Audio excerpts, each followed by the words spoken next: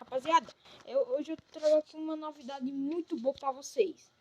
O Among Us atualizou, está na versão 2021.3.31 e agora, olha o que chegou. Sim, o The Airship, man. Vamos aqui, rapaziada, tá muito top mesmo, mano. Galera, tipo assim, eu vou dar aqui só pra testar aqui como é que tá o mapa, se a textura tá boa, tipo assim, se tá bom, né?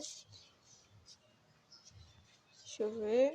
Olha, rapaziada, olha como é que tá, mano. Mano, tá muito top mesmo, mano. Boneco 6, não, boneco 4, né? Rapaziada, só essa novidade mesmo, mano. Não é clickbait. O Airship chegou mesmo, mano.